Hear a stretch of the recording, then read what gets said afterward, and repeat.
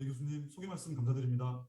제가 사정이 있어서 이 온라인으로 참석하게 돼서 죄송하다는 말씀 드려야 될 것 같고요.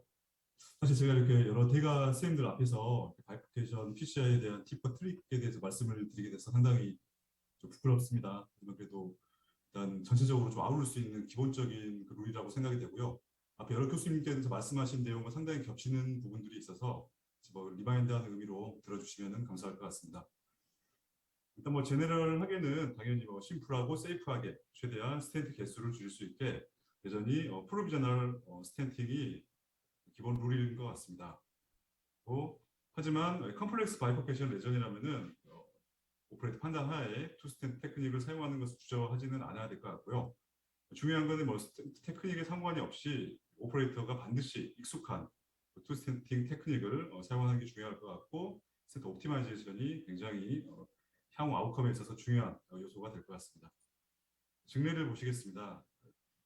2달 전부터 엔자이나 있었고 70부터 여자입니다. 2013년에 LAD와 RCA의 DS 삽입한 과거력이 있고요. UAP였습니다. ECG는 트리스케미아 약간 있는 거 말고 특별한 건 없었고요. NGO를 쌌는데 RCA는 특별한 ISR 변경이 없었습니다. 하지만 LAD 스탠, 프라시가 H 쪽에 시그니피컨트한 ISR이 왔고요. NGO 상에서는 메디나 111의 트루 바이피케이션 변경을 확인할 수가 있었습니다. 일단 첫 번째로 말씀을 드려야 될 부분은 아까 문동 교수께서 말씀을 해주셨는데 사이드 브랜치를 평가하는 것이 굉장히 중요하겠습니다. 논 레프트 메인보다는 레프트 메인에서 평가가 더 중요하다고 말씀을 드릴 수가 있고요. 제가 뭐 전통적으로는 이렇게 엔테그레이트 플로, 사이드 브랜치 엔테그레이트 플로우나 다이아메트 스테노시스 그리고 사이드 브랜치 크기, 사이드 브랜치 랭스 등이 굉장히 중요한데 실제로도 오퍼레이터 경험상 굉장히 뭐 시그니피컨트 생각드린 것이 제 판단은 굉장히 중요하다고 생각을 하고 있고요. 그래서 모든 사이드 브랜치가 환자의 마이오카디아 블러드 서플라이 테리토리가 똑같지는 않을 것입니다. 그것을 객관화한 그런 뭐 멀티센터 스터디가 있죠. 잘 아시는 펑셔널 마이오카디아 매스인데요. 카디악 CT와 인베이시브 엔지오, FFR을 머지를 해서 소프트웨어를 통해서 계산한 밸류가 되겠고요. 시그니피컨트 10% 기준으로 해서 논 레프트 메인보다는 레프트 메인에서 이런 사이드 브랜치가 시그니피컨트할 확률이 높다라는 그런 메시지를 주는 연구가 되겠습니다.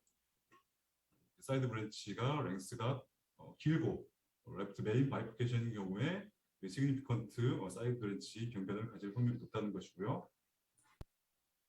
그래서 너무너무 중요하지만 프로비저널 스탠팅에 있어서 사이드 브랜치 와이어를 반드시 같이 삽입을 해놓은 상태에서 진행을 해야 되고 나중에 이렇게 오클루전이 와도 리와이어를 할 수 있는 중요한 마커가 될 수도 있고 플로우 리커버리를 퍼실리에이션 시킬 수도 있을 것입니다. 코비3 데이터입니다. 원 스트래터지로 했던 환자군을 대상으로 했을 때 사이드 브랜치 와이어 제일링을 해놓으면은 결국 파이널하게 사이드 브랜치 논 오클루전 될 리스크를 될 확률이 굉장히 높다는 것이죠. 그리고 베이스라인 엔지오상에서 프리 인터벤셔널 사이드 브랜치 다이맥 스테노시스가 심할수록 이렇게 사이드 브랜치 제일링을 와이어 제일링 해놓은 경우에 결국 파이널 사이드 브랜치 오클루전을 막을 수가 있다는 그런 메시지가 되겠습니다. 다 아시는 내용일 것 같고요. 그 환자 같은 경우에는 투와이어링을 하고 세미 컴플레인트 볼룬으로 넓혔음에도 충분히 익스펜전이 안 돼서 3.0의 논 컴플레인트 볼룬으로 익스펜전을 시켰습니다. 너무 잘 아시는 내용이고 아까 여러 교수님께서도 말씀을 해주신 부분인데요. 이미징이 사실은 굉장히 중요한 부분인데 사실 이렇게 저희가 사이드 브랜치 얘기를 하게 되면은 거의 대부분은 레프트 메인 바이포케이션을 포함이 안 시킬 수가 없는데 그래서 거의 모든 바이포케이션 스탠팅에서는 이미징을 되도록이면 사용을 하는 것을 권고를 하고 있습니다. 지금 실제로 NGO 상에서 이렇게 언뜻 좋아 보이더라도 실제로 아이부스나 OCT 같은 인트라바스쿨 이미징을 보면은 플렉이 아주 심하게 디스트리뷰션 되는 경우가 많습니다. 특히 레프트 메인 같은 경우에는 쉐어 스트레스의 분포가 고르지 않기 때문에 이렇게 90% 환자에서는 아세로스클레로시스가 롱기튜디널하게 디퓨전하게 이렇게 오는 것으로 알려져 있습니다. 또한 이런 헤모다이나믹 스트레스, 쉬어 스트레스 때문에 바스큘라 인저리가 크게 오고 그리고 이로 인해서 칼슘 디파이션이 되겠는데 칼슘은 굉장히 PCI 리스크를 아웃컴을 안 좋게 하는 그런 요인이 되겠습니다. 그래서 레프트 메인이 있고 바이포케이션이 있는 경우에 훨씬 칼슘 디파이션이 될 확률이 높다는 것입니다. 아산병원의 메인 컴페어 레지스트리를 봐도 3년 아웃컴을 봐도 아이부스 가이디드로 레프트맨 PCI를 한 경우에 엔지오가드를 한 경우보다 모탈리티를 낮출 수가 있었는데요.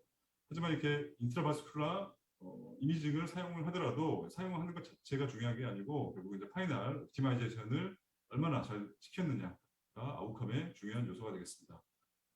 메타 분석인데요. RCT는 하나만 포함되어 있긴 한데 그래도 아이부스 가이드 PCI를 한 경우에 엔지오 가이드를 한 경우보다 카디악 모탈리티나 올코스 모탈리티를 줄일 수가 있었습니다. 이 환자의 경우도 LAD, 서컴플렉스 모두 아이부스 이그제미네이션을 했고요. LAD 오스 쪽에 클래시파이드 레전 있고 플랫버드 굉장히 컸습니다. MRA가 2.7이었고 레프트 메인도 클래시파이드 레전이 있었고 서크 오스 쪽은 MRA가 5.4로 그래도 어느정도 유지가 되고 있는 상태였습니다. 다음으로는 스탠트 테크닉인데요. 앞에서 교수님께서 말씀을 해주셨는데 여전히 원칙은 프로비저널 스트래티지가 되겠습니다. 사이드 브랜치 평가는 중요하다고 말씀을 드렸고요. 일반적으로는 사이드 브랜치가 크거나 트루 바이피케이션 그리고 사이드 브랜치가 앵글이 내려오거나 액세스가 어려운 경우에는 투 스탠트 테크닉을 고려를 합니다. 프로비저널은 아까 보여주셨다시피 요즘에는 팟, 리팟, 그 중간에 사이드 브랜치 팟이나 키싱을 선택적으로 할 수가 있을 것 같고요. 마지막에 리팟이 하는 것이 굉장히 중요한 요소가 되겠습니다. 투스탠트 테크닉은 굉장히 일렉티브 투스탠팅 테크닉은 많이 나와 있는데요. 하여튼 본인 오퍼레이터 손에 익은 테크닉이 가장 중요할 것으로 저는 개인적으로 생각을 하고 있고요. 컴플렉스 바이포케이션 레전인 경우에는 레프트 메인이 주로 되겠는데 이 사이드 브랜치 오클루전의 리스크를 굉장히 올리는 것으로 되어 있습니다.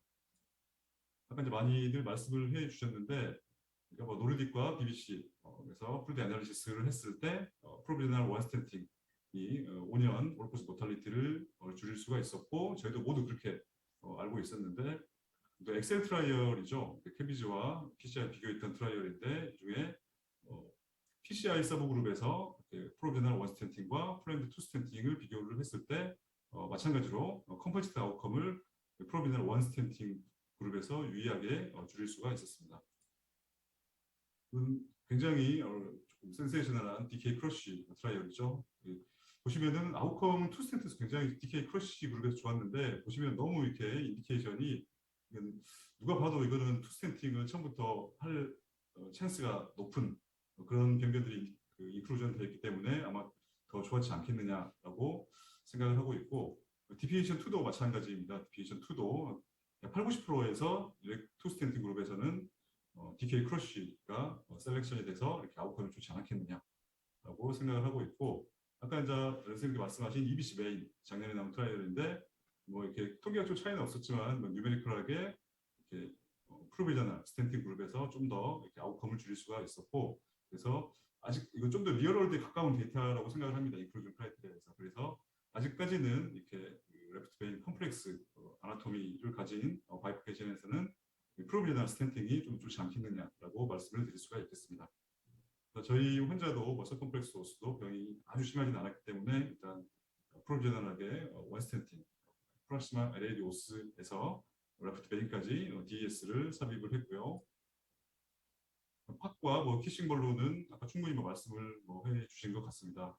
거의 특히 투 스탠팅에서 굉장히 중요하고 원 스탠팅에서도 마찬가지로 스탠트 마라 포지션을 방지를 하고 특히 리와이링 할 때 사이드 브랜치 오스티움의 셀을 오프닝을 시켜주는 그런 이점도 있겠습니다.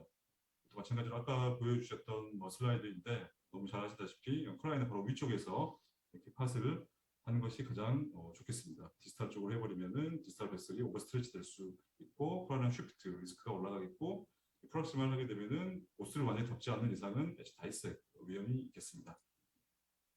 근데 팟은 뭐 이렇게 거의 요즘에는 맨데토리로 하고 계시기 때문에 포비스 원 데이터를 보시면은 뭐 투스텐팅 그룹이 25% 정도만 들어있긴 하지만 팟을 했던 그룹에서 훨씬 타겟 내전 페일리어 레이트를 줄일 수가 있었습니다. 사이드 브랜치 오프닝 하는 부분에 대해서도 아까 원동 교수님께서 잘 말씀을 해주신 것 같고 되도록이면 리와링 할 때 디지털 크로싱을 하면 좋다고는 하지만 실제로 이렇게 뭐 잘 되지 않는 경우도 많이 있기 때문에 뭐 이렇게 하면은 좋다라는 정도로만 알아두시면 될 것 같습니다. 뭐 투스텐팅을 했을 때는 거의 이렇게 키싱볼로 엔지오플라스티는 거의 뭐 맨데토리다라고 할 정도로 필수적으로 하는 게 맞을 것 같고요. 이 환자도 4.0의 NC볼론으로 팟을 해주었고요. 아이브스를 봤을 때 포지션 잘 됐고 MSA도 충분히 확보가 돼서 프로시전은 종료를 했습니다. 마지막으로 말씀을 드릴 부분은 상당히 좀 어려운 내용이라고 생각을 합니다. 사이드 브랜치가 제일링 됐을 때 이제 펑셔널 시그니피컨스가 있는지에 대한 그런 부분들에 대한 평가인데 아까 박만원 교수님께서 충분히 말씀을 해주셨다시피 엔지오그래픽하게 이렇게 사이드 브랜치가 제일 되더라도 실제로는 펑셔널 시그니피컨스가 있는 경우는 별로 없습니다. 그래서 이렇게 FFR과 엔지오그래픽 상에서는 디스크리펜시가 있다는 말이고요. 남창학 교수님 데이터인데요. 제가 메인하고 사이드 브랜치의 FFR 0.8로 제가 스트레스로드 잡았는데 FFR이 낮을수록 아웃컴은 좋지를 않았는데 아까 이것도 보여주셨던 데이터인데 코비3 데이터입니다. 리월드 데이터라고 생각을 하고 있고 DS, 세컨 제네레이션 DS로 다 PCI를 했던 그런 레지스트리인데요. 심플 크로스오버와 레프트 메인을 포함을 했고 사이드 브랜치 오프닝까지 시켜줬던 분을 비교를 했었는데 타겟 레전 페일리어 레이트는 차이가 없었습니다. 레프트 메인 서브 그룹과 트루 바이퍼케이션 서브 그룹에서도 마찬가지로 타겟 레전 페일리어 레이트는 차이가 없었습니다. 그러면 이제 요 곡과 이제 같이 매치를 해서 일단 이제 경험 많으신 오퍼레이터 선생님들께서는 결국은 이제 이게 사이드 브랜치가 이렇게 컴프라마이즈가 됐을 때 엔주어만 봐도 사실 그 사이드 브랜치가 크고 플로우가 떨어져 있고 다이색이 있다거나 혼자 페인이 아주 심하고 그런 경우에 이거를 경험적으로 인터벤션을 사이드 브랜치 오프닝을 해주는 게 좋을 수 있겠다라는 것을 다 아실 것으로 생각이 됩니다. 사실 그게 가장 중요하다고 생각을 하고요. 그래서 이런 FFR이 떨어져 있는 병변이라고 해도 제가 모두 오프닝을 시키는 건 좋은 건 아니고 여러 이렇게 다른 이미징이나 그런 모달리티에 도움이 필요할 수도 있을 것 같습니다. 그래서 결론인데요. 사실 기본적인 내용입니다. 사이드 브랜치의 평가가 중요하고 거의 이렇게 요즘에는 사실 피지올로지보다는 이렇게 이미징 가이드 인터벤션 그리고 스탠트 옵티마이제이션이 훨씬 중요할 것으로 생각이 됩니다. 스탠트 테크닉에 관해서는 컴플렉스 아나토미를 가지면은 일렉트릭 투 스탠팅을 반드시 고려를 해야겠지만은 일반적이라면은 이미징이나 피지올로지 도움을 반드시 받아서 되도록이면은 프로비저널 스탠트 테크닉을 사용을 하는 게 도움이 될 것 같습니다. 팟과 키스멀로 안지오플라스티는 마찬가지로 굉장히 시스템 옵티마이제에서 중요한 요소가 되겠고요. 제일드 사이드 브랜치 이별루에이션 할 때 FFR을 사용하는지가 굉장히 필수적이냐에 대한 것은 물음표를 붙일 수밖에 없을 것 같습니다. 실제로 제 경험상으로도 사이드 브랜치 레프트 메인 후에 크로스오버 후에 FFR 와이어를 다 좀 인저리를 입힌 경우도 있고 해서 제 생각에는 이제 피지올로지보다는 이미징이 더 중요하지 않을까라고 말씀을 드릴 수가 있겠습니다. 경청해 주셔서 감사합니다.